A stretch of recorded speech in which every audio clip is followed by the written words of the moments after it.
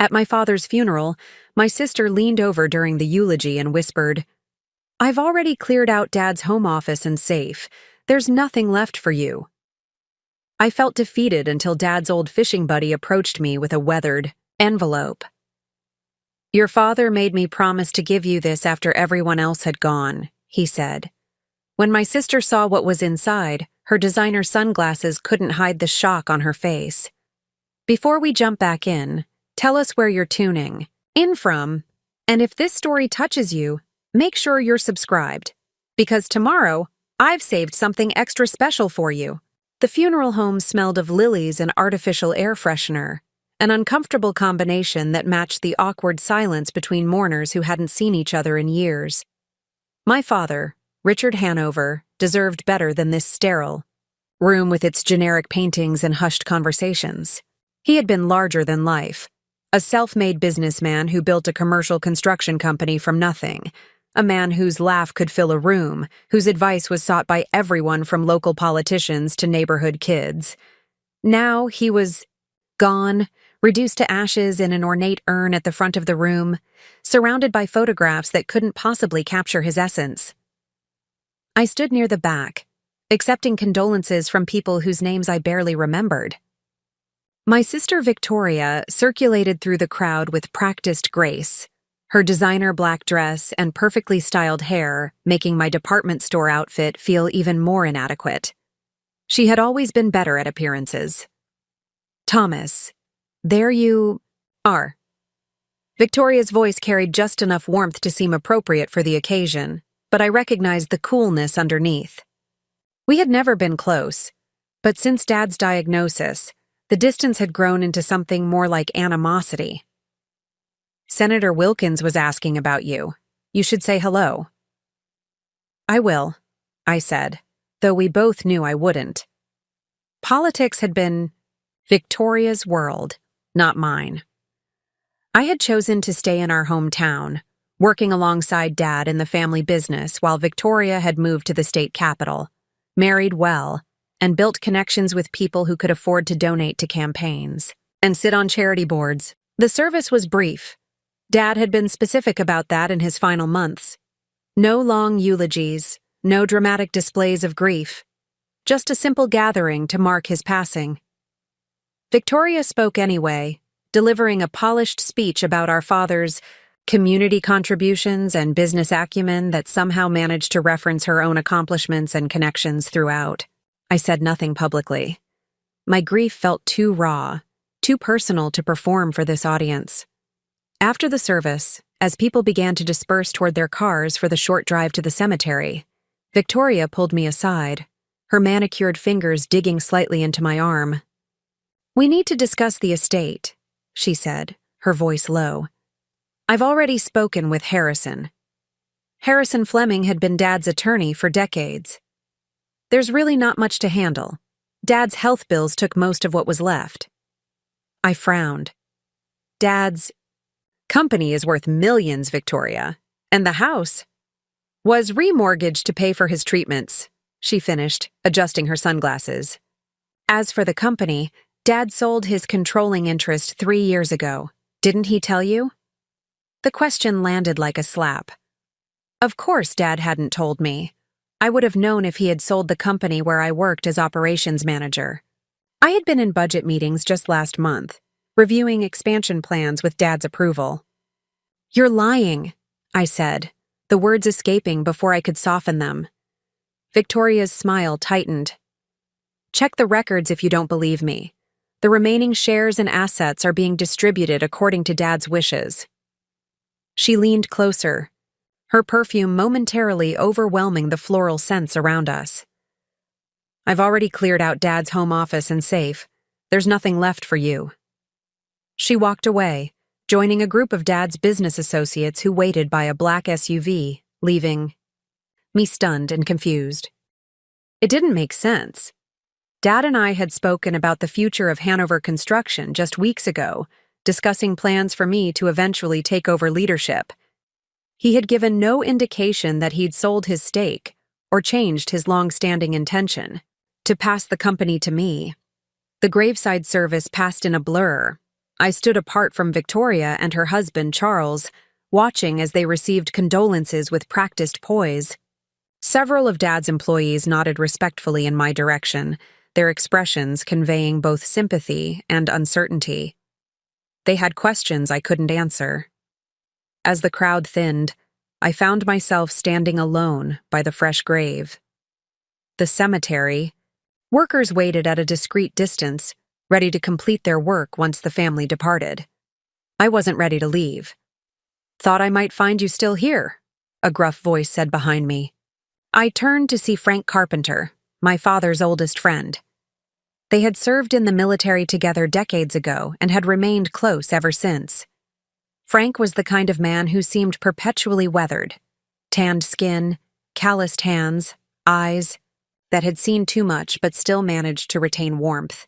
"Frank," I acknowledged, accepting his firm handshake. "Thank you for coming." "Wouldn't be anywhere else," he said simply. "Your dad was the best man I ever knew." We stood in companionable silence for a moment, both looking down at the urn that contained all that remained physically of Richard Hanover.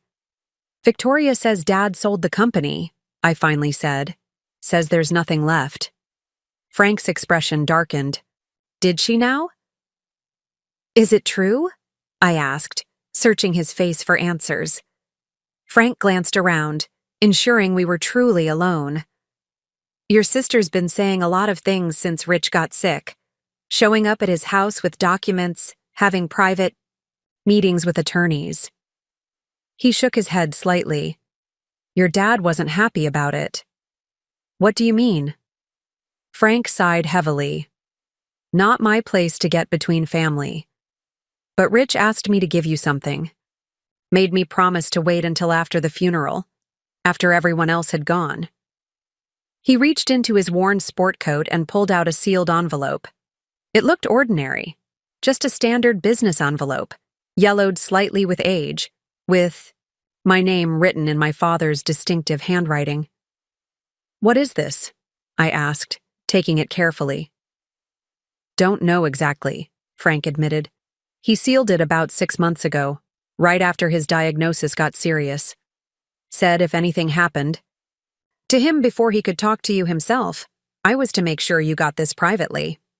He squeezed my shoulder. "Whatever's going on with Victoria and the company, your dad thought this would help sort it out." Before I could ask more questions, Victoria's voice called from the parking area. "Thomas, we're heading to the house. Now, people will be expecting us." Her tone made it clear this wasn't a suggestion. Frank nodded toward the envelope. "Read it when you're alone," he advised quietly. Rich was worried about who might be watching. I slipped the envelope into my jacket pocket, thanked Frank, and made my way toward the small procession of cars heading to my father's house. The house I had grown up in. The house Victoria now implied had been mortgaged away without my knowledge. The reception was as uncomfortable as the funeral. Our father's home, once warm and lived in, had already been partially cleared out. Family photographs were missing from the walls, his collection of military memorabilia gone from the shelves in the den. Victoria presided over the gathering like she owned the place, which, according to her, she effectively did. I circulated on autopilot, the envelope in my pocket seeming to grow heavier with each passing minute. Several times I noticed Victoria watching me with barely disguised suspicion. Once her husband Charles cornered me by the food table, making pointed comments about how difficult these transitions could be and how important it was to respect the deceased's wishes without causing family discord. The message was clear. Don't make trouble. By late afternoon, my patience had worn thin. I slipped out to the backyard, seeking a moment of peace in the garden my father had tended so carefully. Even here, signs of neglect were evident. Wilting plants that hadn't been watered, weeds beginning to encroach on the once immaculate beds. Dad had only been gone 3 weeks, but Victoria's disinterest in preserving his personal passions was already apparent. I sat on the stone bench beneath the old oak tree and finally withdrew the envelope from my pocket. My hands trembled slightly as I broke the seal. Inside was a single sheet of paper and a small key with a numbered tag attached. The note was brief, written in my father's increasingly shaky handwriting. Thomas, if you're reading this, then things have happened as I feared they might. Victoria has been pressuring me to sign over assets, claiming it's for estate planning. I've stalled as long as I could. The key opens safe deposit box 247 at First National downtown. Go alone. The contents will explain everything and provide what you need. Trust no one except Frank and Eleanor Jenkins at the bank. Whatever Victoria has told you, know this. You were always meant to carry on the Hanover legacy. I'm sorry I couldn't protect you from this. Dad, I read the note 3 times, my confusion giving way to a cold anger. Whatever game Victoria was playing, Dad had anticipated it, and he had prepared a countermove. The key felt small, but significant in my palm. Tomorrow, I would visit First National Bank and discover what my father had hidden away. For now, I carefully refolded the note, returned it to the envelope, and slipped both back into my pocket. When I re-entered the house, Victoria was dismissing the catering staff. She looked up as I entered, her eyes narrow with suspicion. Where did you disappear to? She asked. Just needed some air, I replied, working to keep my expression neutral. Dad's garden is looking rough. She waved a dismissive hand. The house will be on the market next week. No point in maintaining landscaping that new owners will just change anyway. So soon? I couldn't hide my surprise. No reason to wait, she said briskly. The estate needs to be settled quickly. Her eyes flicked to my pocket, where the outline of the envelope was just visible. What's that? I resisted the urge to touch it. Just some notes from well-wishers. I'll be heading. Out now. Thomas, she called as I turned to leave. I know this is difficult, but fighting the inevitable only makes things harder. Dad made his choices about the business and the estate. We should respect them. I met her gaze steadily. I couldn't agree more, Victoria. We should absolutely respect Dad's true wishes. Something in my tone must have alerted her. A flicker of uncertainty crossed her face before she composed herself again. I'll be in touch about the remaining arrangements, she said. There isn't much to distribute, but we'll need to formalize everything. I nodded and walked out, the key burning in my pocket like a promise. Tomorrow would bring answers, and possibly a reckoning that Victoria wasn't prepared for. Preparing and narrating this story took us a lot of time, so if you are enjoying it, subscribe to our channel. It means a lot to us. Now back to the story. I hardly slept that night. The envelope and key rested on my nightstand, illuminated by the occasional headlights passing outside my apartment window. Each time I closed my eyes, I saw Victoria's face, not as it had been at the funeral, composed and calculating, but as it had been when we were children, before the distance between us grew into a chasm. There had been a time when we were close. Victoria, 4 years my senior, had once been my protector and guide. I remembered her teaching me to ride a bike down our steep driveway, holding the seat until I found my balance, cheering when I finally managed without her help. I remembered sharing secrets in the treehouse Dad built us, planning adventures we never took, imagining our adult lives with the boundless optimism of children who hadn't yet learned about disappointment. When did it change? The question haunted me as I stared at the ceiling, reconstructing our history for clues. Perhaps it began when our mother left. Victoria was 12, I was 8. Mom had been gradually withdrawing for months, emotional, absences that preceded her physical departure. She had married Dad expecting a comfortable life as the wife of a promising young contractor, not the endless work hours and financial stress of those early years building the business. By the time Hanover construction finally turned profitable, something essential in her had already withered. Victoria blamed Dad. I blamed myself. Neither of us was right, but our divergent responses to that abandonment set us on different paths. I threw myself into becoming Dad's perfect son, his legacy and companion. I learned the construction business, from the ground up, spending summers on job sites from age 14, studying business in college specifically to help expand Hanover construction. My choices were always filtered through one question. Would this make Dad proud? Victoria took the opposite approach. She distanced herself from anything Dad valued, pursuing interests that would take her far from our hometown and the family. Business. She excelled in debate and political science, attended an expensive East Coast university on scholarship, and cultivated relationships with people whose influence could advance her ambitions. She visited rarely and called even less.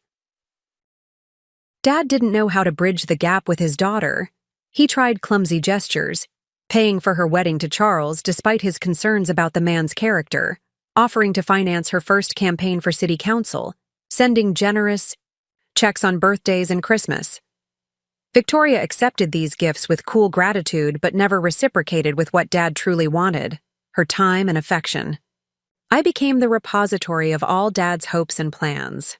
"Someday this will all be yours," he would say, gesturing around the Hanover construction offices.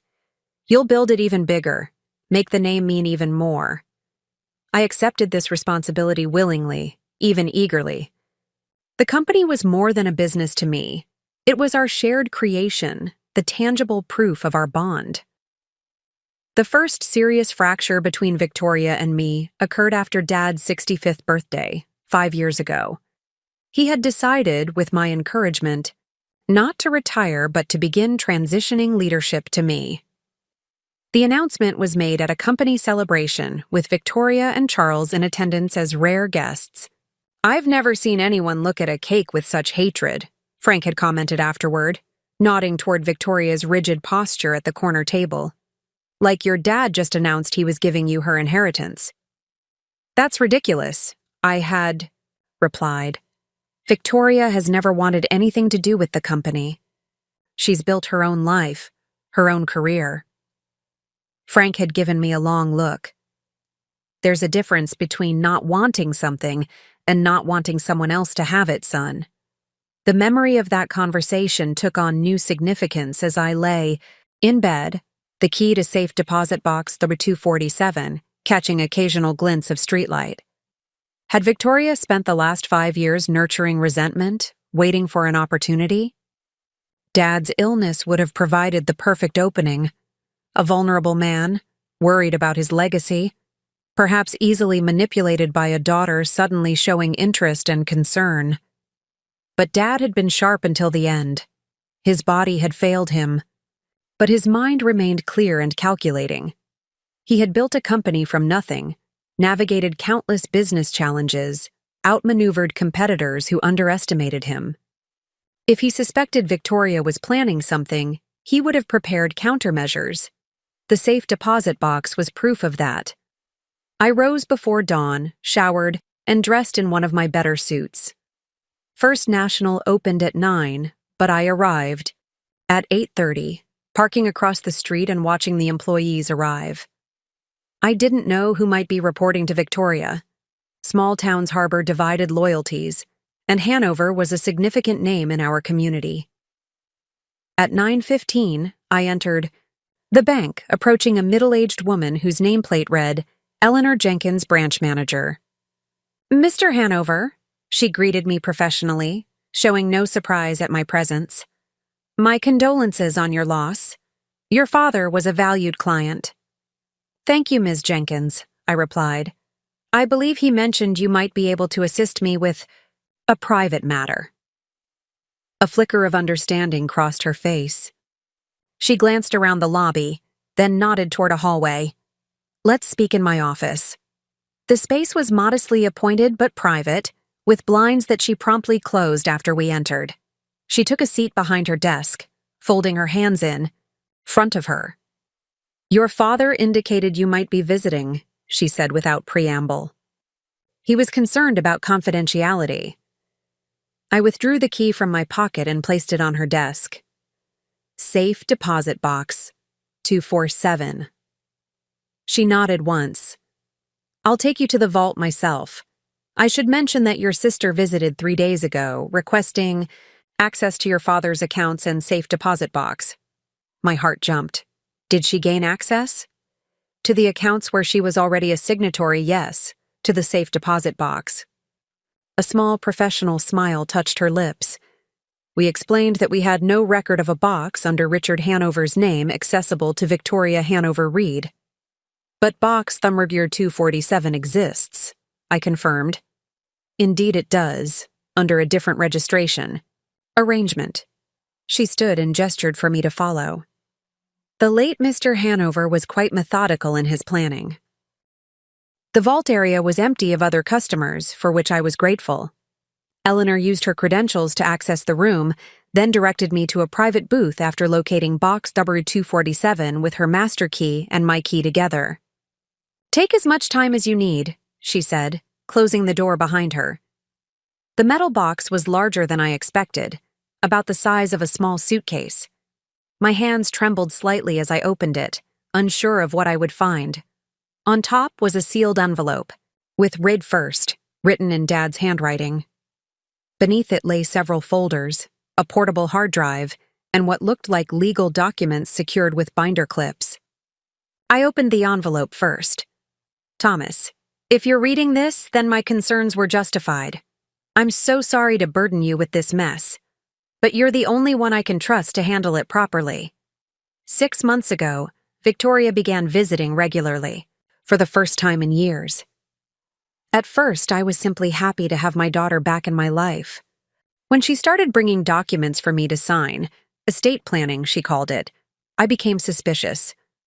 The paperwork was complex, designed to confuse, and presented when I was often medicated for pain. I pretended to comply while having my own attorney secretly review copies. What I discovered was alarming. Victoria and Charles are in serious financial trouble. His investment firm has been mismanaging client funds, and there are whispers of potential criminal charges. They're desperate for liquid assets to cover their losses. The documents I was pressured to sign would have 1. Transferred controlling interest in Hanover Construction to Victoria. 2.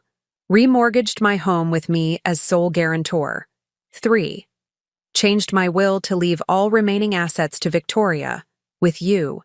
Receiving only a token inheritance, I signed versions that appeared identical but contained crucial differences. Documents prepared by my own attorney that Victoria was too hurried or careless to properly review. These counterfeits bought me time. In this box, you'll find my actual will and testament, full documentation of my continued ownership of Hanover Construction, records of Victoria's attempts to defraud me, including recorded conversations, legal in our state with one party, consent, a letter to Harrison Fleming instructing him on how to proceed, a private letter to Victoria that I ask you to deliver personally after the legal matters are settled. This will be difficult, son. Family divisions are the most painful kind, but Hanover Construction represents the livelihoods of over 60 employees and their families. It cannot be sacrificed to cover Charles's misdeeds or Victoria's ambitions. I built this company for you because you loved it as I did. Protect it, lead it with integrity, and if possible, find a way to save your sister from herself. With pride and love, Dad. I read the letter twice, a storm of emotions building within me. Relief that Dad had seen through Victoria's scheme, anger at her betrayal, sorrow for how far she had fallen, and anxiety about the confrontation that inevitably lay ahead. The remaining contents of the box confirmed everything. There were documented transfers showing Dad maintained 85% ownership of Hanover Construction until his death. His will clearly designated me as the inheritor of both the company and the family home, with Victoria receiving a smaller but still generous cash inheritance. Most damning were the recorded conversations, copies stored both on the hard drive and as transcripts. Victoria's voice, calculating and cold, discussing with Charles how they would leverage Dad's condition to gain control of assets before Thomas realizes what's happening. My own sister, plotting to steal my inheritance while our father was dying. The realization felt like a physical blow. The final document in the box was a legal letter to be delivered to Harrison Fleming, Dad's attorney of record. It detailed the false documents Victoria had likely presented to him and instructed him on how to proceed with the genuine will and supporting evidence. I gathered everything into my briefcase, including the portable drive and Dad's sealed letter to Victoria. As I prepared to leave, a heavy responsibility settled over me. This wasn't just about my inheritance now. It was about honoring Dad's wishes, protecting the company and its employees, and somehow navigating the wreckage of family, bonds that might never be repaired. Eleanor Jenkins was waiting when I emerged from the private booth. Her expression was professional but compassionate. "Is there anything else I can assist you with, Mr. Hanover?" she asked. "Yes," I decided.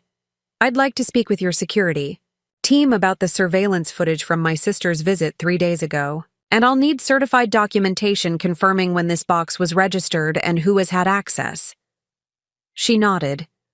"Of course. Your father was quite clear about the protocols to follow." As I completed the necessary arrangements, my phone buzzed with a text message from Victoria. "Meeting with Harrison at 2 p.m. to finalize estate matters.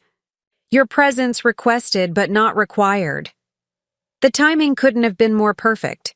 In 4 hours, Victoria's carefully constructed facade would crumble, and I would be there to witness it, armed with the truth my father had protected until the very end. The law offices of Fleming and Associates occupied the entire 3rd floor of the town's oldest commercial building, a red brick landmark that Hanover Construction had actually renovated 5 years earlier. I remembered Dad's pride in preserving the historical facade while modernizing the interior infrastructure, a perfect metaphor, he'd said, for how businesses should evolve, honoring their foundations while adapting to changing times. Now, as I rode the elevator up with the evidence secured in my briefcase, those words seemed prophetic in a different way. I was about to honor Dad's true legacy by exposing the deception that threatened to undermine everything he had built. I arrived 30 minutes early for the meeting, a deliberate choice that gave me time to speak privately with Harrison Fleming. His assistant seemed surprised to see me but ushered me directly into his office when I mentioned having important documents regarding Richard Hanover's estate. Harrison rose from behind his imposing mahogany desk, extending his hand. He was in his mid-60s, with the carefully cultivated appearance of distinguished legal counsel. Silver hair, tailored suit, tortoiseshell glasses that he peered over rather than through. "Thomas, my deepest condolences," he began, his handshake firm. "This must be an incredibly difficult time." "Thank you, Harrison," I replied, taking the offered seat across from him. "It's been challenging in ways I never anticipated." Something in my tone must have alerted him. His expression shifted subtly from professional sympathy to cautious assessment. "I understand Victoria has scheduled a meeting to discuss the estate," I continued. "Before that happens, there's something you need to see." I extracted the legal letter Dad had prepared specifically for Harrison, along with the documentation, proving Dad's continued ownership of Hanover Construction. As Harrison reviewed the materials, his professional composure gradually gave way to deep concern. When he reached the transcripts of Victoria's recorded conversations, his eyebrows rose so high they nearly disappeared into his hairline. "This is?" he began, then shook his head, removing his glasses to pinch the bridge of his nose. "Thomas, I had no idea. Victoria presented documents with your father's signature, documents that painted a very different picture of his wishes." "The signatures were likely genuine," I explained. "But according to Dad's letter, the documents were substitutes, similar in appearance but critically different in content." Harrison nodded grimly. "A sophisticated approach. Your father was always several moves ahead." He tapped the papers, thoughtfully. "These recordings are particularly troubling. They suggest not just family discord, but potentially criminal activity." "I don't want to press charges," I said quickly, surprising myself with the certainty of it. Dad wanted the company protected and his true wishes honored, but he also wanted to give Victoria a chance to... I hesitated, remembering Dad's final request to save your sister from herself. To make amends? Harrison suggested. Something like that. Harrison spent the next 20 minutes reviewing all the materials thoroughly, occasionally making notes. Finally, he looked up. His decision apparently made. Here's how we'll proceed. When Victoria arrives, I'll begin by addressing the documents she previously submitted. Then I'll introduce the actual will and supporting evidence. He adjusted his glasses. I suggest you allow me to take the lead. These situations can become volatile. I nodded agreement, both dreading and anticipating the confrontation to come. We spent the remaining time preparing, Harrison occasionally expressing muted outrage at how elaborately Victoria had attempted to manipulate the situation. At precisely 2:00 p.m., Harrison's assistant announced Victoria's arrival. My sister entered, with the confident stride of someone who believed victory was already secured. She wore a tailored gray business suit that probably cost more than most Hanover construction employees made in a month. Her dark hair pulled back in a severe style that emphasized her sharp features. Her momentary surprise at seeing me quickly transformed into cool composure. Thomas, I didn't expect you to make it. She set her designer handbag on a chair before taking a seat, crossing her legs elegantly. I was just telling Charles this morning how difficult it must be for you, processing Dad's decisions about the company. Harrison cleared his throat. Before we begin, Mrs. Hanover Reed, I want to clarify something. You provided me with several documents regarding your father's estate planning and business arrangements. Is that correct? Victoria nodded, a slight smile playing at her lips. Yes, documents that Dad signed in my presence over the past several months. I have the originals, if you need to review them again. That won't be necessary, Harrison replied, his tone measured. What will be necessary is explaining why these documents conflict with your father's actual will and business holdings, as registered with multiple legal and financial institutions. The confident smile froze on Victoria's face. I'm not sure... What you mean? Harrison opened a folder, extracting the first of many documents that would dismantle her deception. This is your father's actual will, properly witnessed and notarized 6 months ago. It differs significantly from the version you provided. Victoria's eyes darted from the document to me, calculation visible in her expression. There must be some mistake. Dad revised his will during his illness. I was there. No mistake, I said quietly. Dad left evidence, Victoria. All of it. The recordings, the real documents, everything. Her composure cracked just slightly, a tightening around the eyes, a barely perceptible stiffening of her shoulders. Recordings? What recordings? Harrison pressed a button on a small digital recorder on his desk. Victoria's voice filled the room. He's heavily medicated after the treatments, Charles. Tuesday afternoons are best. The nurse leaves at 4, and he's usually disoriented enough to sign without reading closely. Just make sure the documents look similar enough to what he's expecting. Harrison stopped the recording. The silence. That followed heavy with implication. Victoria's face had drained of color, but her recovery was impressively quick. That's taken completely out of context. I was protecting Dad from making impulsive decisions while he was ill, including the decision to retain ownership of his company rather than transferring it to you? I asked, unable to keep the edge from my voice.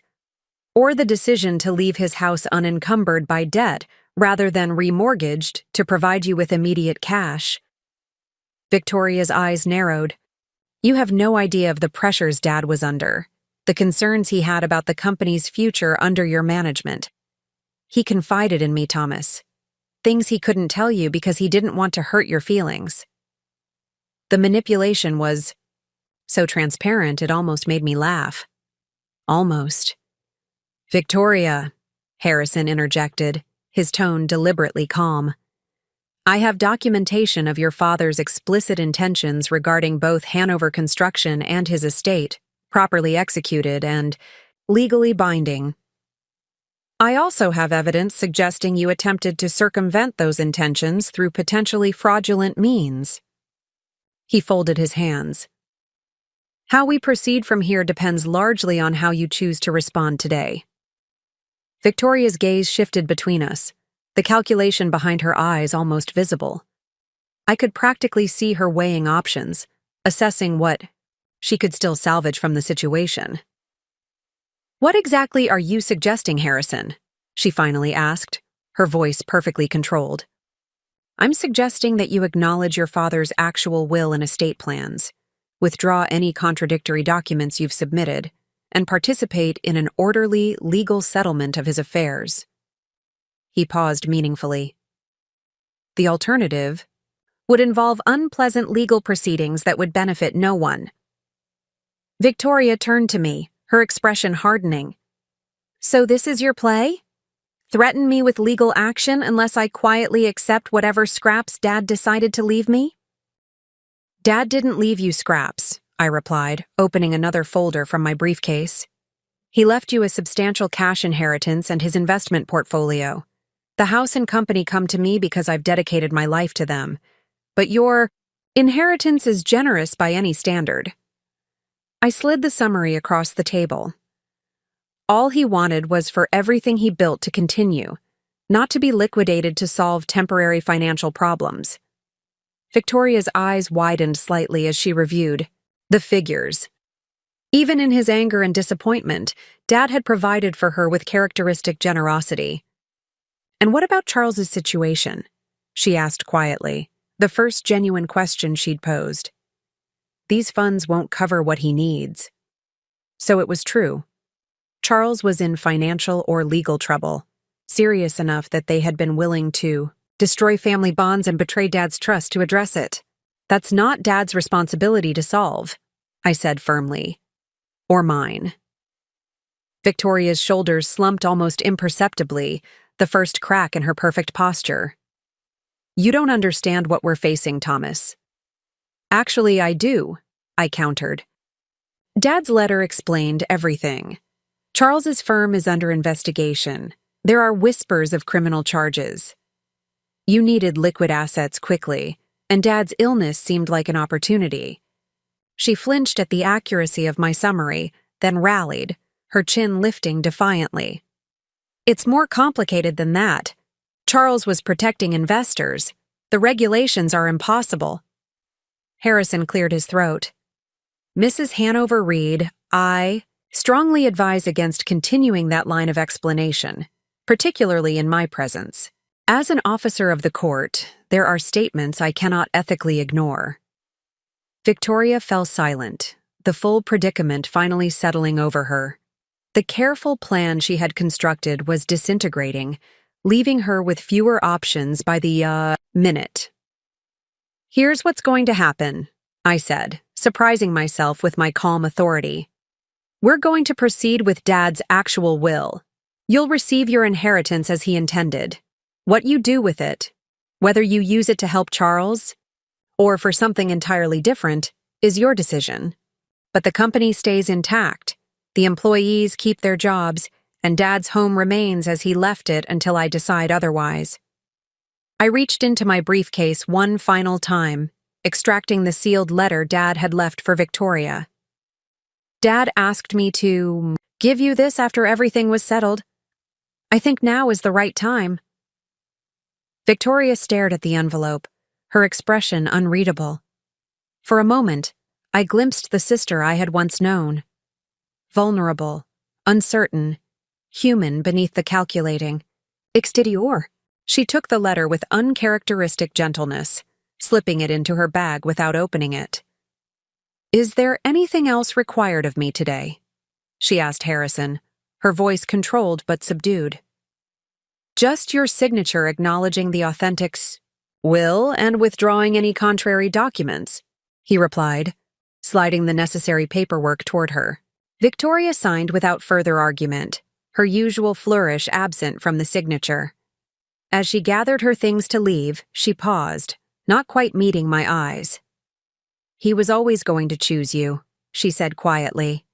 "From the beginning, it was always you." Before I could respond, she was gone, the door closing behind her with a soft click that somehow held more finality than any dramatic slam could have. Harrison exhaled slowly. That went better than I anticipated. Did it? I wasn't sure what I had expected. Tears, shouting, threats. But Victoria's quiet resignation felt somehow worse. A confirmation that the gulf between us had grown too wide to bridge. "Much better," Harrison confirmed. "She's realistic. Enough to recognize an unwinnable position." He began organizing the documents, his movements efficient. "The formal proceedings will take time, but with these materials, everything should be straightforward. Hanover Construction remains yours, as your father intended." I nodded, the victory feeling hollow despite its completeness. I had protected Dad's legacy, ensured the company's continuation, and secured my own future, but at the cost of whatever fragile family connection might have remained with Victoria. As I left Harrison's office, the weight of responsibility settled, more firmly on my shoulders. Dad had entrusted me with not just a business, but a purpose, to lead with the same integrity and vision that had built Hanover Construction from nothing. And perhaps, somehow, to eventually find a way to heal the family fracture that had grown so deep. The company was safe. The truth had prevailed. But the hardest part of Dad's legacy, finding a way to save Victoria from herself, remained unfulfilled. That challenge, I suspected, would prove more difficult than running any business. The following morning dawned with clarity I hadn't experienced since before Dad's diagnosis. For the first time in months, I woke without the weight of uncertainty pressing down on me. The company was secure. Dad's true wishes would be honored. The employees who depended on Hanover Construction for their livelihoods could continue without disruption. Yet, as I prepared for my first day back at work since the funeral, I couldn't shake the image of Victoria's face as she left Harrison's office. The defeated posture, the careful composure masking what I now recognized as desperation. What had Dad written in that final letter to her? Would it heal anything, or merely deepen the wounds between us? These questions followed me as I drove to the Hanover Construction headquarters, a modest 2-story building Dad had purchased and renovated 15 years ago when the company outgrew its original location. The familiar sign out front, Hanover Construction, building tomorrow with yesterday's values, brought an unexpected tightness to my throat. Dad had insisted on that tagline, rejecting more modern alternatives from the marketing consultant. "People want to know what you stand for," he'd explained. "Our values are our foundation. Everything else is just decoration."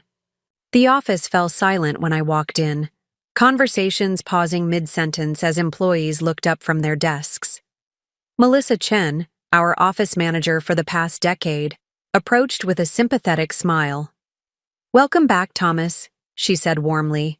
"We weren't sure when to expect you." "Thank you, Melissa. It's good to be back." I glanced around at the watching faces, some curious, others concerned.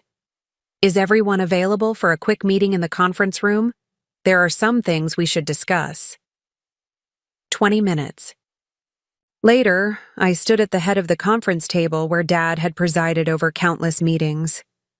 All department heads and key personnel were present, their expressions ranging from apprehension to cautious optimism.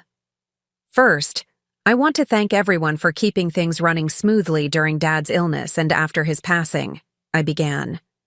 "Your dedication hasn't gone unnoticed."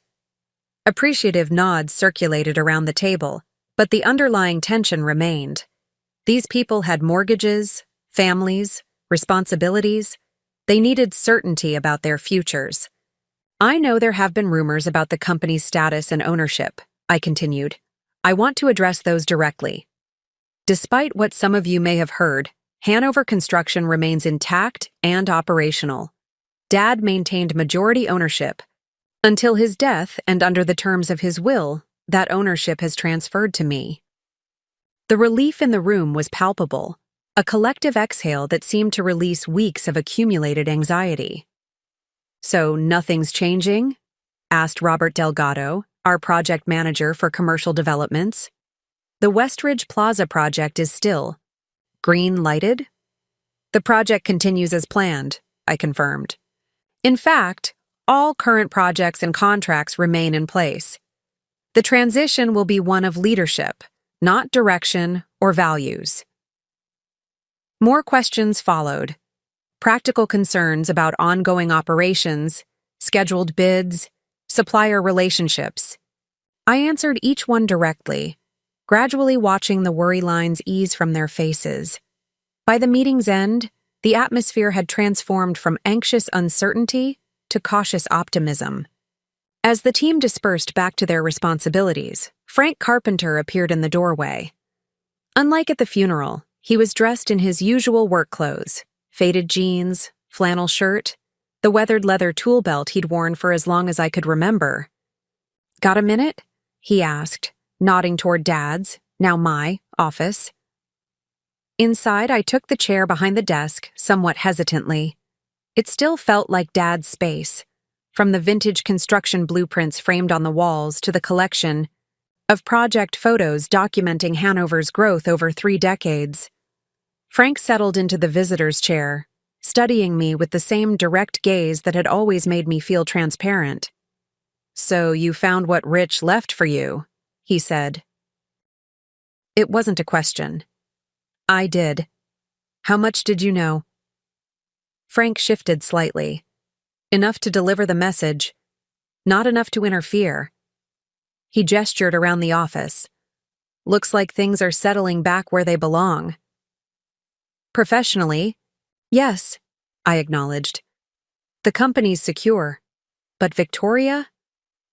I trailed off, uncertain how to articulate the complicated mess of emotions surrounding my sister. "Complicated situation," Frank observed. "Your dad worried about her for years. You know, said she had so much of him in her, the drive, the ambition, but without the counterbalance." "Counterbalance?" "Your grandfather," Frank explained. "Rich's dad was a principled man, hard worker who believed success meant nothing if you compromised your integrity to get it. He died before you were born, but his influence on your father was profound." He leaned forward, elbows on knees. "Victoria never had that influence. By the time she was forming her values, your mother was gone, and Rich was building the business. He provided financially but wasn't always present in the ways that mattered most." The observation wasn't new, but hearing it from Frank, who had known our family longer than anyone, gave it additional weight. "That doesn't excuse what she tried to do," I said, an edge creeping into my voice. "No, it doesn't," Frank agreed readily. "But understanding the why of something doesn't mean excusing it. It just gives you somewhere to start if you want to. Fix it." "I'm not sure it can be fixed," I admitted. "Or if Victoria even wants to try." Frank shrugged. "Maybe not. But Rich thought it was worth the attempt. That's why he left her that letter." "You know what it says?" I asked, surprised. "Not specifically, but I know your dad. He wouldn't have left things unsaid or unresolved if he could help it." Frank stood, adjusting his tool belt. "Anyway, I'm heading over to the Westridge site to check on the foundation work. Just wanted to stop by and see how you were settling in." After he left, I sat in Dad's chair, absorbing the familiar scents and sounds of the office. Coffee brewing in the break room, the hum of the HVAC system, Melissa's voice answering phones at the front desk. This had always been my second home, but now it carried a different weight. These weren't just spaces where I worked. They were my responsibility, my legacy to protect and grow. I was reaching for the stack of project reports waiting for review when my cell phone rang. The screen displayed a number I didn't recognize. "Thomas Hanover," I answered, expecting a client or supplier. "Mr. Hanover, this is Nurse Shelby from Memorial Hospital." A professional female voice came through the line. "I'm calling about your sister, Victoria Reed." My grip tightened on the phone. "What about her?" "She asked me to contact you. She's been admitted following what appears to be an anxiety attack. She's stable now, but quite adamant about speaking with you." The request was so unexpected that for a moment I couldn't formulate a response. Victoria, who had always handled every crisis with cool detachment, having an anxiety attack severe enough for hospitalization. And asking for me, of all people. "Mr. Hanover, are you there?" "Yes. Sorry," I replied quickly. "Which floor is she on? I'll come right away." 20 minutes later, I stood outside room 412 of Memorial Hospital's West Wing, gathering my composure, before entering. What would I say to the sister who had tried to steal my inheritance, who had manipulated our dying father, who now, inexplicably, had asked for me in a moment of vulnerability? I knocked softly and entered without waiting for a response. The private room was dimly lit. The afternoon sun filtered through partially closed blinds. Victoria lay in the hospital bed, an IV in one arm, her normally perfect appearance disheveled. She looked smaller somehow, diminished by the institutional setting and the absence of her usual armor of designer clothes and impeccable grooming. She turned toward me, and I was struck by how much she suddenly resembled Dad. The same determined set of the jaw, the same direct gaze. "You came," she said, her voice rougher than usual. "Of course I came." I moved to the visitor's chair beside her bed. "What happened?" Victoria attempted a dismissive gesture that the IV tube constrained. "Panic attack, apparently. Started at home after I—" She paused, then continued more deliberately. "After I read Dad's letter. Couldn't catch my breath. Charles called. An ambulance." The letter, of course. "Where is Charles now?" I asked, noticing his absence. "I sent him home. Told him I needed space." She adjusted her position, wincing slightly. "They gave me something for anxiety. Makes everything a bit fuzzy." An awkward silence stretched between us, filled with unspoken accusations and explanations, questions neither of us seemed ready to ask directly. Finally, Victoria spoke, her gaze fixed on the window rather than me. "Did you read it? Dad's letter to me?" "No," I assured her. "It was sealed. Private." She nodded, then reached for the small drawer in the bedside table, extracting the envelope I'd given her yesterday. The seal was broken. The paper crumpled slightly, as if it had been read multiple times, or perhaps crushed in a moment of emotion. "I think you should read it," she said quietly, holding it out. "Maybe then you'll understand." I hesitated, uncertain, about crossing this boundary. "Victoria, that's between you and Dad." "Please," she insisted, with none of her usual commanding tone. "I need you to know what he said." I accepted the envelope, carefully withdrawing the single sheet of paper covered in Dad's handwriting, steadier than in his final months, suggesting he'd written this earlier in his illness. "Victoria, if you're reading this, then two things have happened. I'm gone, and your attempts to circumvent my wishes have failed. I'm not writing to condemn you, though I won't pretend I wasn't deeply hurt by your actions. Instead, I want to tell you something I should have said years ago. Failed you as a father, not financially. I always provided for your material needs, but emotionally, in the ways that truly matter. After your mother left, I threw myself into the business, using work to escape my grief. Thomas was easier. He wanted to be where I was, doing what I was doing. You needed something different, something I didn't know how to give. Your intelligence, your ambition, your determination. These qualities mirror my own. But without proper guidance, strengths can become liabilities. I watched you build walls instead of bridges, pursue power instead of purpose, chase status instead of significance. I recognized the pattern because I'd nearly fallen into it myself. Before your grandfather set me straight. He taught me that a life measured only by accumulation of wealth, influence, or accomplishments is ultimately hollow. True wealth comes from what you build that serves others, from the positive impact you leave on lives around you. I tried to build Hanover Construction on that principle. I don't know what desperate circumstances drove you to the actions you took these past months. I suspect Charles is involved, and that the situation is serious. Whatever it is, betraying family and manipulating a dying man are not solutions that will bring you peace or resolution. The inheritance I've left you is substantial, though perhaps not what you hoped for. Use it wisely. More importantly, consider what legacy you want to leave beyond material possessions. It's not too late to redirect your considerable talents toward something meaningful. Thomas will protect and grow what I've built because he shares my vision for it. He has always understood that Hanover Construction isn't just about buildings. It's about creating structures that serve communities, providing stable employment, and practicing business with integrity. My deepest regret is that I couldn't.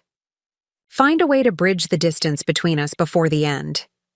Know that despite your recent actions, despite our differences, you have always been loved, not for your achievements or status, but simply because you are my daughter. Perhaps someday you'll understand that this letter, and my arrangements for the estate, weren't about depriving you, but about trying, one last time, to give you something of greater value than what you were attempting to take, with enduring love and hope for your future, Dad. I read the letter twice, emotions shifting with each passage. Anger at the confirmation of Victoria's deliberate deception, sorrow at Dad's acknowledgement of his parental shortcomings, hope in his continuing belief in Victoria's potential for redemption. When I finally looked up, Victoria was watching me intently, her expression more vulnerable than I had seen since we were children. "He knew," she said softly. "All along he knew what I was doing, and he still—" Her voice caught. "Still loved you," I finished. "Still believed you could be better than your worst decisions." Victoria closed her eyes briefly. "Charles's investment firm is under federal investigation. Client funds misappropriated, records falsified. He claimed it was temporary, just moving assets around to cover shortfalls until major investments paid off." She laughed bitterly. The classic justification for every financial fraud in history. "You knew?" I asked, trying to keep accusation from my tone. "Not at first. By the time I understood the full scope, I was implicated too. Signatures on documents, joint accounts, board positions I'd accepted without proper scrutiny." She met my eyes, directly. "I was trying to protect him, to protect myself. The Hanover assets would have provided enough liquidity to cover the immediate shortfalls while we sorted out the legal complications. At the expense of Dad's legacy, and my future," I pointed out, unable to keep the edge from my voice. Victoria didn't flinch from the accusation. "Yes, I justified it 1,000 ways. That you hadn't earned your position, that you were just Dad's favorite, that I deserved compensation for years of emotional distance." She shook her head slightly. "But ultimately, I was willing to sacrifice both of you to save myself. That's the truth Dad saw, even from his deathbed." Her frank admission was disarming. I had expected continued manipulation, not this raw honesty. "What happens now?" I asked. "With Charles? With the investigation?" "Charles doesn't know yet that I've been honest with you. He still thinks we can find a way out." She straightened, slightly in the bed, a glimmer of her usual determination returning. "But I've made my decision. Tomorrow I'm contacting the prosecutor handling the case. I'm going to negotiate whatever cooperation agreement I can." "That could mean serious consequences," I said carefully, "for both of you." "Yes," she acknowledged. "But Dad was right. Some paths lead nowhere worth going, no matter how desperate the circumstances." She gestured toward the letter I still held. I spent my life believing Dad favored you because you were easier to love. Now I understand he was trying to protect me from myself, even at the end." The admission hung between us, creating an opening where there had only been walls before. Not reconciliation, not yet, but perhaps the beginning of honesty that might someday lead there. "Victoria," I said finally, "whatever happens with the legal situation, you're still my sister. Still. Family." Her eyes widened slightly, skepticism evident. "Even after what I tried to do?" "Even after that," I confirmed. "Dad spent his life building things meant to last. That includes family, however complicated ours might be." For the first time in years, perhaps decades, I saw genuine emotion break through Victoria's carefully maintained facade. Not calculation or manipulation, but something authentic struggling to the surface. "I don't deserve that kind of second chance," she said quietly. "Maybe not," I agreed. But Dad believed in building on solid foundations, not tearing down what could still be salvaged. I think he'd want me to at least try. Victoria didn't respond immediately, but something shifted in her expression. A softening, a momentary lowering of defenses that had been maintained for a lifetime. Whatever path lay ahead, for Hanover construction, for Victoria's legal situation, for our fractured family bonds, would begin with this moment of truth. Not an easy reconciliation, but the first honest exchange we'd had in years. Dad's legacy, I was beginning to understand, involved much more than a company or material assets. It was about the values that would guide our choices moving forward, the foundations upon which we might, with time and effort, build something that truly endured. The following weeks unfolded with the methodical precision of a well-planned construction project. Each day brought new developments, challenges, and decisions that required my full attention. Leading Hanover construction, while navigating the aftermath of Victoria's revelations, tested every skill Dad had taught me over the years. Victoria had been true to her word. The day after our hospital conversation, she contacted federal prosecutors to negotiate a cooperation agreement. Her attorney, not Harrison Fleming, but a specialist in white-collar defense, kept me informed of developments as a professional courtesy. The news was sobering, but not unexpected. Charles faced multiple felony charges for investment fraud and misappropriation of client funds. Victoria, through her cooperation and lack of direct involvement in the firm's operations, might avoid prison time, but still faced significant legal consequences. The local business community buzzed with rumors. Our small city, where everyone knew everyone else's business, couldn't help but speculate about the sudden fall of Charles Reed, whose investment firm had managed portfolios for many prominent families. Some clients withdrew projects from Hanover Construction, uncomfortable with even a tangential connection to financial impropriety. Others doubled down on their support, having known Dad's integrity for decades and trusting that the company remained true to his principles. Through it all, I maintained a steady course, focusing on what Dad had always emphasized: quality work, ethical business practices, and taking care of our employees. Each morning before dawn, I reviewed project status, reports. Each evening after the office emptied, I studied financial statements and growth projections. The responsibility was enormous, but so was my determination to prove worthy of Dad's faith in me. 3 weeks after Victoria's hospitalization, I received an unexpected visitor at the office. The day had been particularly challenging. A key supplier had backed out of a major project, citing concerns about company stability, and I'd spent hours securing an alternative source for specialized materials. It was nearly 7 in the evening when Melissa buzzed my office.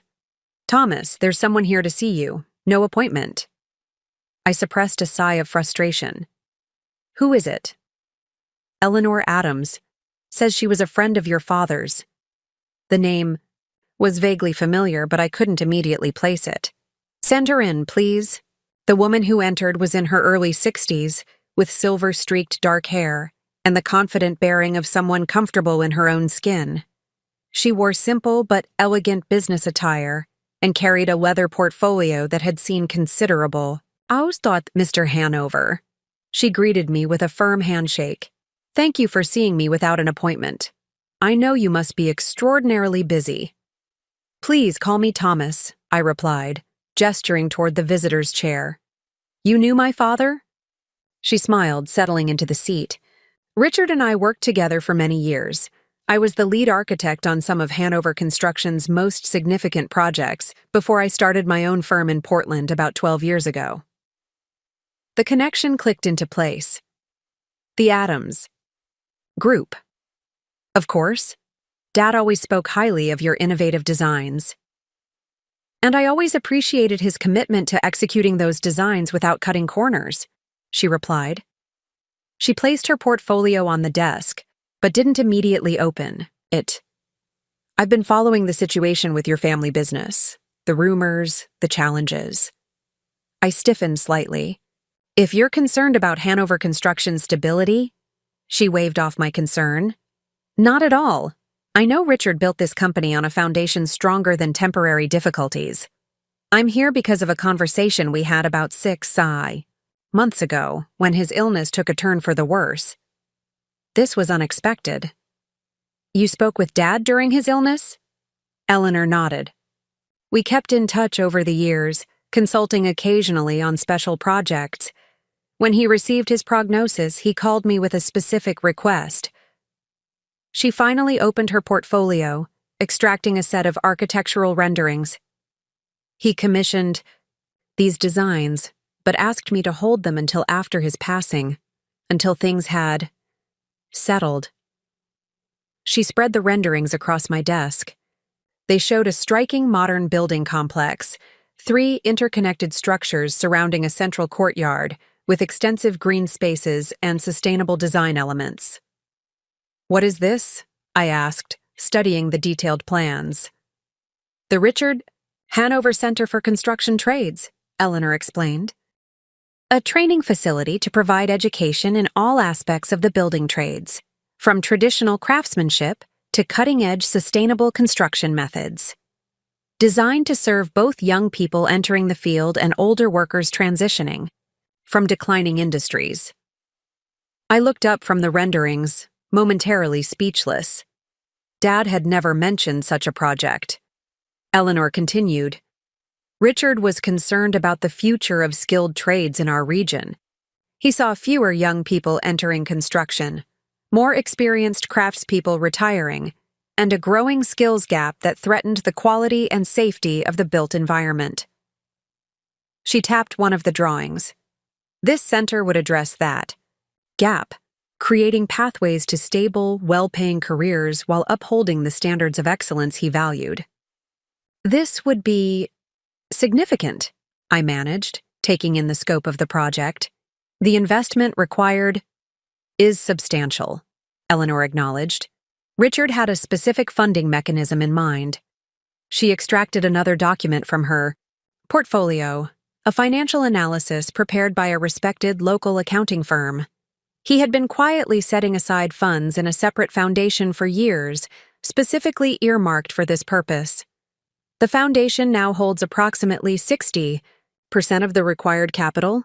The rest would need to come from community partners, industry supporters, and possibly a matching contribution from Hanover Construction over time.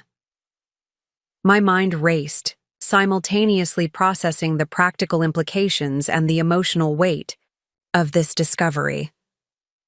Even as his health failed, Dad had been planning for the future, not just of our company, but of the entire field he had dedicated his life to. Why didn't he tell me about this? I asked, the question directed as much to myself as to Eleanor. Her expression softened with understanding. He wanted to, many times. But as his condition worsened, family complications took precedence. She didn't need to mention Victoria explicitly. We both understood the reference. He asked me to wait until you had fully assumed leadership and navigated the immediate transition. He didn't want to burden you with another major decision during an already difficult time. I studied the renderings again, noticing details that clearly reflected Dad's values and vision: practical learning spaces, areas dedicated to traditional craftsmanship, innovations in sustainable building technologies. The project wasn't just about construction skills. It was about perpetuating an approach to building that prioritized quality, integrity, and community impact. This would be his legacy, I said softly, beyond the company itself. Eleanor nodded. That's exactly how he described it. A way to pass on not just technical skills, but the philosophy that guided his work. That good construction improves lives, creates community, and should stand the test of time in both structural integrity and purpose. The timing of this revelation felt significant. Just as I was finding my footing at Hanover Construction's helm, just as the immediate crisis with Victoria was being addressed, this new possibility emerged: an opportunity to extend Dad's vision in ways I hadn't anticipated. I'll need time to review everything in detail, I said, gathering the documents carefully, to understand the full scope and implications before making any decisions. Of course, Eleanor agreed, standing to leave. Richard expected nothing less. He always said you had not just his determination, but his thoroughness. The perfect combination for someone entrusted with building something meant to last. After she departed, I remained at my desk long into the evening, reviewing every aspect of the proposed center. The financial analysis was sound, the architectural concept both practical and inspiring. Dad had thought through the details with characteristic care, creating a framework that could be implemented without compromising Hanover Construction's ongoing operations. As midnight approached, I found myself drawn to the personal letter Eleanor had included with the formal documents, Dad's explanation of his vision for the center, written in his own hand during his final months. Thomas, by now you've seen the plans for the Center for Construction Trades. This project represents my attempt to address a challenge I've watched grow throughout my career: the diminishing pool of skilled craftspeople who understand that construction is both a science and an art, requiring not just technical knowledge, but dedication to excellence. I started Hanover Construction with a simple belief that how we build matters as much as what we build, that cutting corners may save money today but costs more tomorrow, that true craftsmanship creates value that appreciates rather than depreciates over time. These principles are increasingly rare in an industry driven by speed and profit margins. Each year, I've found it harder to find workers who understand the difference between doing a job and doing it right. Not because people don't want to learn, but because fewer have the opportunity to master these skills under proper guidance. The center would change that, creating a place where traditional knowledge is preserved and passed on, where innovation is taught alongside time-tested methods, where the next generation can develop both the skills and the values that make construction a noble profession. I considered making this my final directive to you, an obligation rather than an option. But that wouldn't be fair. You've earned the right to lead Hanover Construction according to your own judgment, to determine its future course based on your assessment of what's right for the company and community. So I present this not as a command, but as a possibility. An opportunity to extend what we've built together beyond the life of any single building or business. A chance to create something that will continue educating and inspiring long after both of us are gone. Whatever you decide, know that my confidence in you has never wavered. From the moment you picked up your first hammer, I saw in you not just aptitude but understanding, the recognition that we build not just with materials but with principles, not just for clients but for communities, not just for today but for generations to come.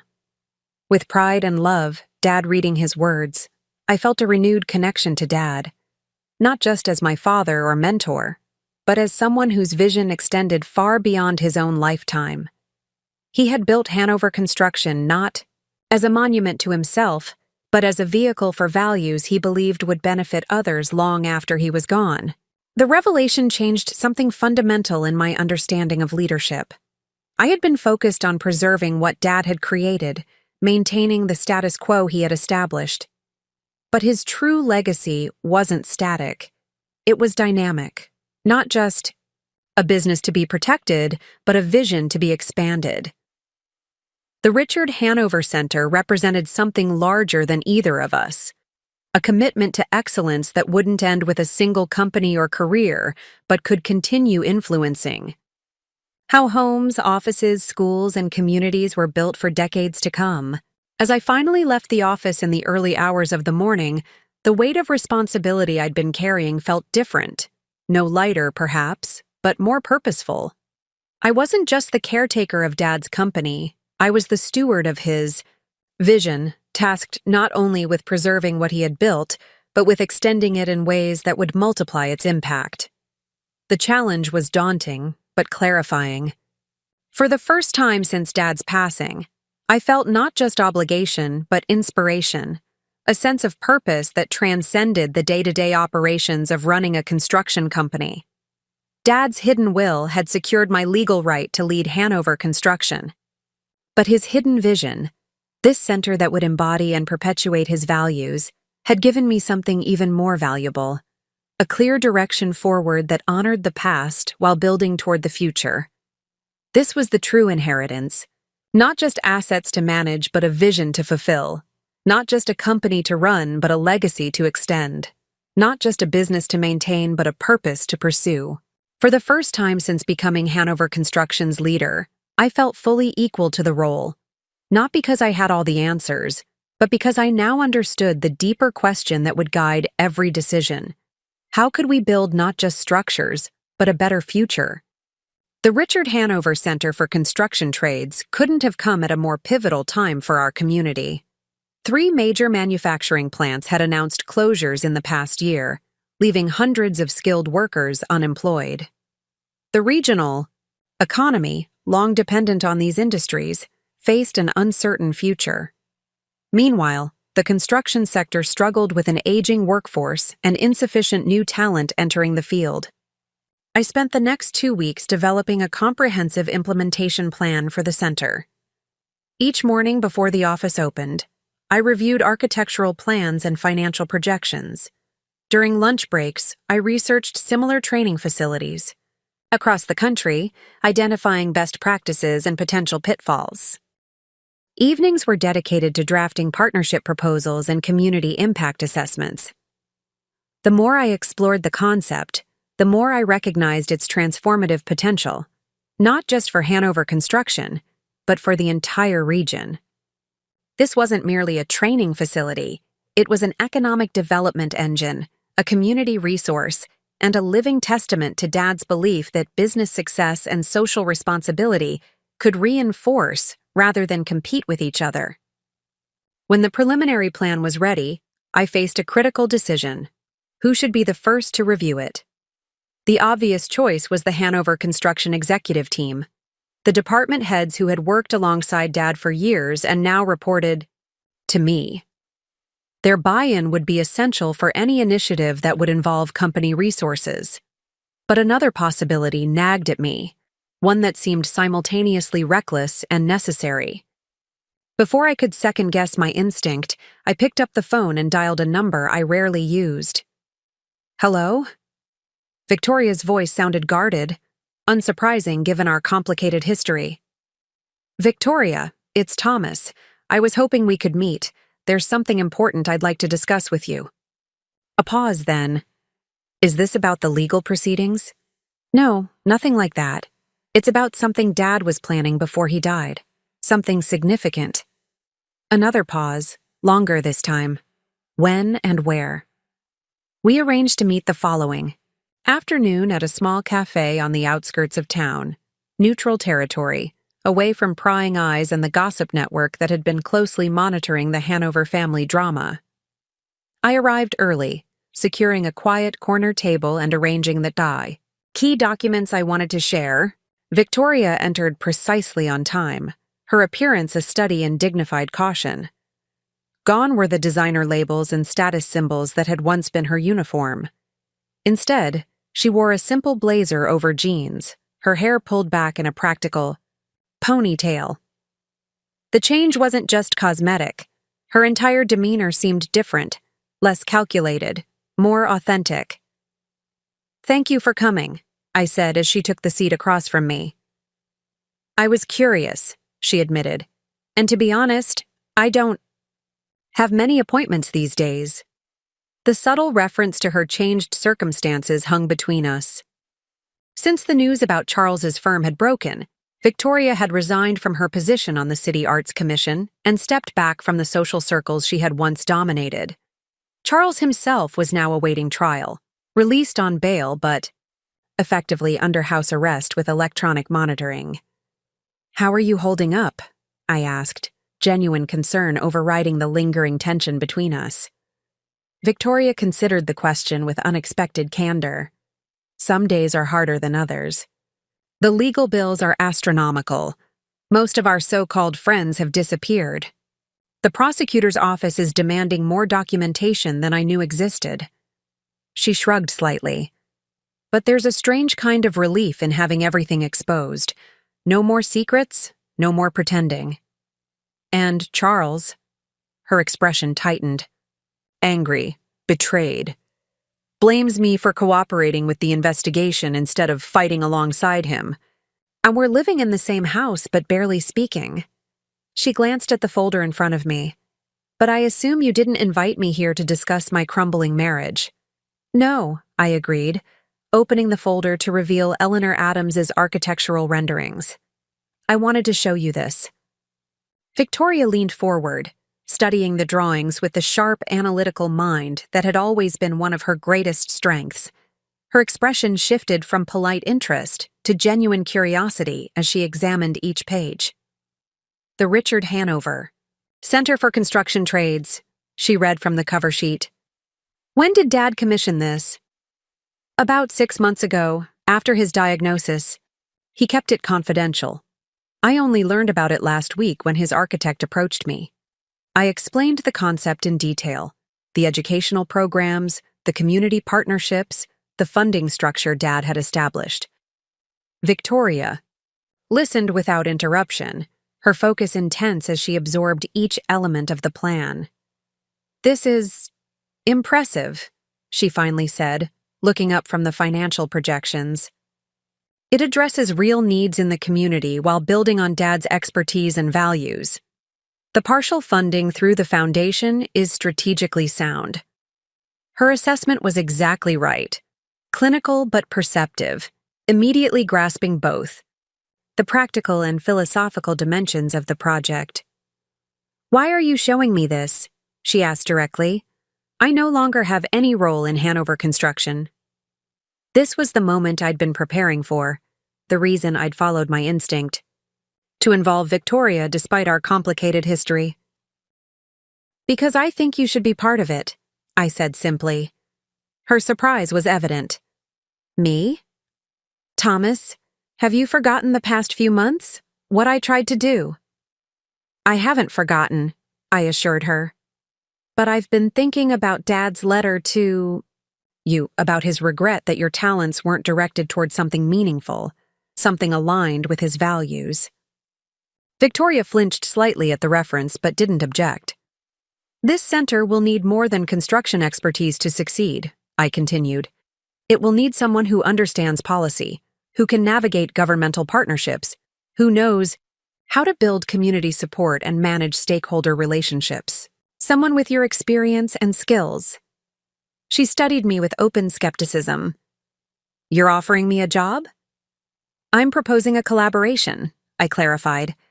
"A defined role with the foundation that will oversee the center's development and operation.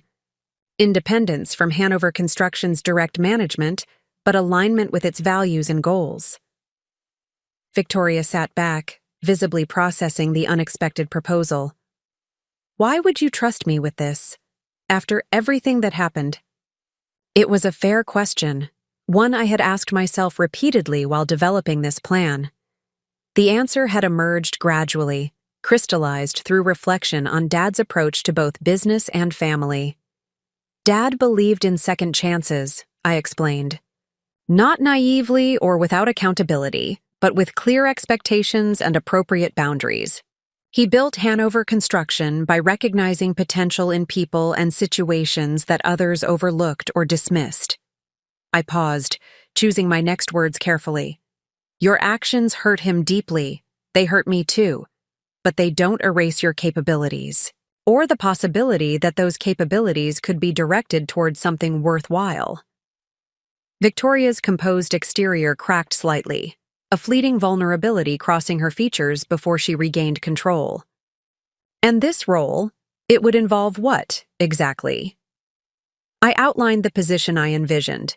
Director of External Affairs for the Richard Hanover Foundation, responsible for building partnerships with educational institutions, government agencies, and industry associations. The role would utilize her political acumen and relationship-building skills while keeping her removed from financial management, a necessary boundary given recent events. The salary would be modest compared to what you're accustomed to, I acknowledged, and there would be conditions. Regular reporting to the foundation board, transparent communication, graduated responsibility as trust is established. Victoria listened with growing engagement, occasionally asking incisive questions about governance structure, funding mechanisms, and performance metrics. Her analytical mind was already working on the challenge, seeing possibilities and connections I hadn't considered. You've clearly thought this through, she noted after I finished my explanation. But have you considered how this will look to others? The business community, your employees, the public? Thomas Hanover hires disgraced sister despite attempted inheritance theft isn't exactly a headline that inspires confidence. I have considered it, I confirmed. And yes, there will be skeptics. But Dad never made decisions based primarily on public perception. He evaluated options based on their alignment with his values and their potential for positive impact. I leaned forward, meeting her gaze directly. This isn't about repairing our relationship, Victoria. It's about honoring Dad's belief that talents should be directed toward meaningful work. It's about creating something that serves others rather than just ourselves. If you're not interested, I understand. But if you are, I'm interested, she said quietly, surprising me with her immediacy. More than interested. I'm grateful for the opportunity. She touched the architectural renderings with unexpected gentleness. I've spent months focused on what I nearly destroyed. The chance to build something instead, something that would make Dad proud, is more appealing than I can adequately express. The vulnerability in her voice was so uncharacteristic that I momentarily struggled for response. This wasn't the calculated Victoria I had faced across Harrison Fleming's office, or even the defensive Victoria from the hospital room. This was someone I hadn't seen in decades, the sister who had once shared dreams and plans before life and choices drove us in different directions. There would be challenges, I cautioned, recovering my professional demeanor.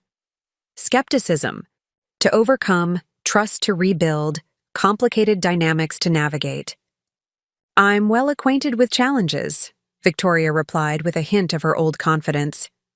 And I've recently had ample opportunity to reflect on the difference between using skills to take and using them to contribute. She straightened in her chair. I'd like to review the complete proposal before making a formal commitment. Approach this properly with due diligence on both sides. Her response was reasonable and measured, another departure from the impulsive opportunism that had characterized her recent actions. I handed her a folder containing the detailed implementation plan, budget projections, and proposed governance structure. Take your time, I told her. This isn't a decision to rush, but if you decide to proceed, we would begin with a probationary period. Clear expectations, defined deliverables, regular evaluation. Victoria accepted the folder with unexpected humility. That's more than fair, more than I deserve, honestly. As we prepared to leave, Victoria paused, setting her hand briefly on the architectural renderings still spread across the table. He always did think bigger than anyone else, she observed quietly. Everyone saw a construction company. He saw a vehicle for creating something lasting, something that mattered. She met my eyes with rare directness. Thank you for seeing me as more than my worst decisions. The acknowledgement caught me off guard. Dad would say that's what real construction is about, building on solid foundation even after structural damage, restoration rather than demolition when the core remains sound. For the first time in our adult lives, Victoria and I shared a moment of genuine connection, not agreement necessarily, but mutual recognition of a truth larger than our individual perspectives.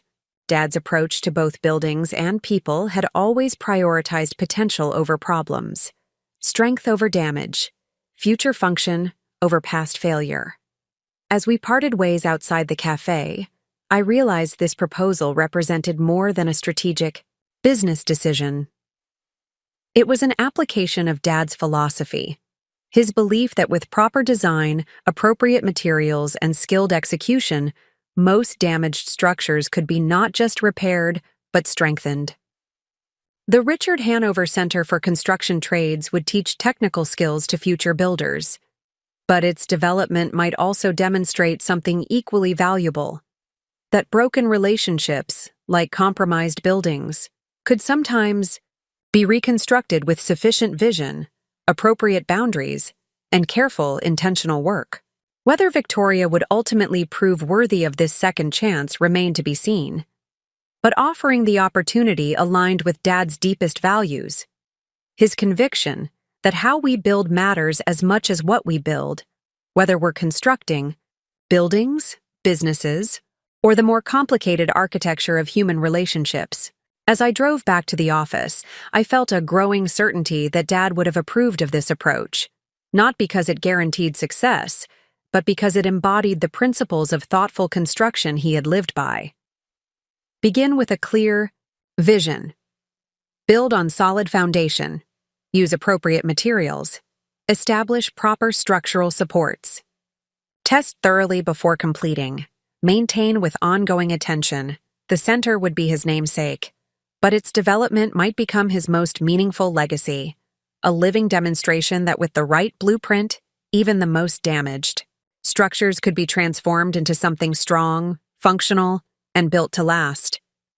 News travels quickly in small communities, and our town was no exception. Within days of my meeting with Victoria, whispers about the proposed collaboration reached the executive team at Hanover Construction. By the following Monday morning, the tension in the office was palpable. Sideways glances during conversations, hushed discussions that stopped when I approached, an undercurrent of concern that threatened the stability I'd worked so hard to maintain. I'd anticipated some resistance but underestimated its intensity. When Robert Delgado, our senior project manager, requested a private meeting, I knew the situation could no longer be ignored. "Thomas, do you have a moment?" Robert stood in my doorway, his usual confident demeanor replaced by cautious formality. "Of course, Robert. Come in." He closed the door behind him, a clear sign this wasn't a routine discussion about project timelines or material supplies. Robert had been with Hanover Construction for 23 years, rising from apprentice carpenter to managing our largest commercial projects. Dad had trusted him implicitly, often saying Robert's commitment to quality was carved from the same wood as his own. "I'll get straight to the point," Robert began, taking the chair across from my desk. "There's talk about Victoria being involved in the new training center. People are concerned." "I appreciate your directness," I replied, maintaining a calm exterior despite the defensive reaction rising within me. "Yes, I've proposed a specific role for Victoria with the foundation that will oversee the center's development, not with Hanover Construction directly." Robert shifted uncomfortably. "Thomas, with all due respect to your family situation, your sister tried to take control of this company out from under you. She manipulated your father during his illness. If it weren't for his foresight, We might all be unemployed right now while she liquidated everything for quick cash. His assessment wasn't inaccurate, which made it all the more difficult to address. I took a measured breath before responding. You're right about what Victoria attempted. The facts aren't in dispute. What we're discussing now is whether someone with her particular skills could make a valuable contribution to the center's development, with appropriate safeguards and oversight. Robert's expression remained skeptical. This isn't just my concern. The entire management team is worried.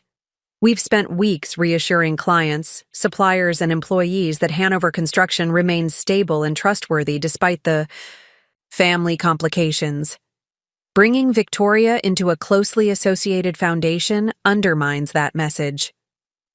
He wasn't wrong.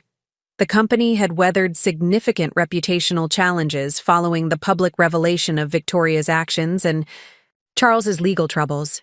We'd worked diligently to distance Hanover Construction from the scandal, emphasizing continuity and stability under my leadership. I understand the concerns, I acknowledged. They're legitimate and worth serious consideration, but I'd like to explain my reasoning before conclusions are drawn. For the next 30 minutes, I outlined the strategic thinking behind the proposal.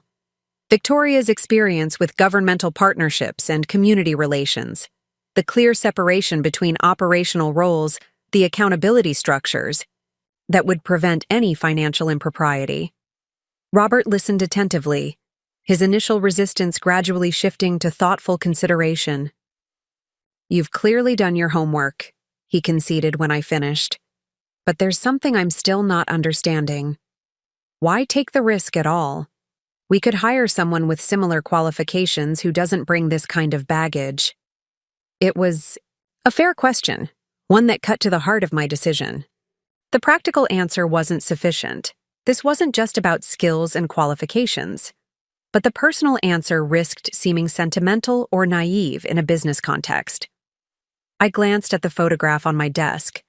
Dad and me at the groundbreaking for the Westridge Medical Center, our most ambitious project to date. His expression captured exactly what had made him extraordinary. Pride in achievement, balanced with humility about the work yet to be done. Robert, do you remember what Dad used to say about salvaging historic buildings that others wanted to demolish? A small smile touched his face. That it's always easier to tear down than to restore, but rarely better in the long run. Exactly. He believed that with the right approach, most structures could be saved, that beneath damaged exteriors, there was often solid material worth preserving. I leaned forward, choosing my words carefully. Victoria has made serious mistakes. She betrayed family trust and acted in ways that could have destroyed what Dad built. But her abilities themselves aren't the problem. It was how she directed them. Robert nodded slowly, beginning to understand where I was headed. Dad left her a letter, I continued. In it, he expressed regret that he hadn't helped direct her talents toward something meaningful, something that aligned with his values. This proposal is partly about honoring that wish, giving her an opportunity to redirect her capabilities toward construction rather than destruction. That sounds like your father, Robert admitted. He always saw potential where others saw problems. He considered for a moment. But Richard also wasn't naive about structural integrity. He wouldn't preserve a building that couldn't be safely restored, regardless of its historical value. You're absolutely right, I agreed. And this isn't about blind trust or family sentiment. It's about calculated risk with appropriate safeguards. Victoria would have no access to Hanover Construction finances, no authority over company decisions, and a clearly defined role within a foundation governed by an independent board. Robert didn't immediately respond, weighing my explanation against his understandable concerns. Finally, he sighed. I can't say I'm completely convinced, but I respect that you've thought this through from multiple angles. He stood, signaling the conversation was concluding. The team would appreciate hearing directly from you about this. Transparency would go a long way toward addressing concerns. I'll call a management meeting for tomorrow morning, I promised. Full disclosure, open discussion. After Robert left, I remained at my desk, contemplating the challenge ahead. His reaction was just the beginning. The executive team would have similar reservations, likely more forcefully expressed by some. Beyond them, employees, clients, suppliers, and community partners would all form opinions about this decision, potentially impacting their relationship with Hanover Construction. Was I risking Dad's legacy to satisfy some misplaced sense of family obligation? The question had haunted me since conceptualizing Victoria's potential role. But each time I revisited the decision, I returned to the same conclusion.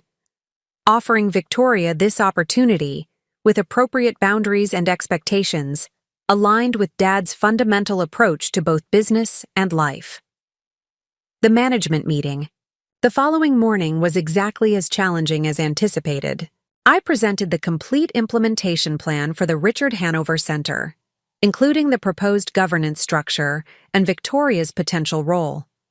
The initial response was skeptical silence, followed by increasingly direct questions.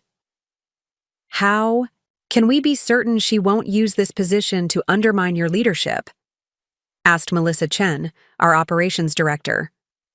What happens when clients express concern about her involvement? Questioned James Wilson from Business Development. Isn't this sending mixed messages about accountability? Challenged Elena Rodriguez, our Chief Financial Officer. I addressed each concern directly, neither minimizing their validity nor defensively dismissing them. The discussion was pointed but professional, reflecting the team's genuine investment in Hanover Construction's future rather than personal animosity toward Victoria. As the conversation progressed, an unexpected ally emerged. Frank Carpenter, who rarely attended management meetings despite his senior status, spoke up from the back of the room. I've known the Hanover family for over 30 years, he began, his gravelly voice commanding immediate attention. Worked alongside Rich building this company when it was just the two of us and a used pickup truck. Watched Thomas grow from a kid who couldn't drive a straight nail to the leader sitting before you. He paused, surveying the room. I've also known Victoria since she was born. Watched her pull away from her father's values, chase status instead of substance.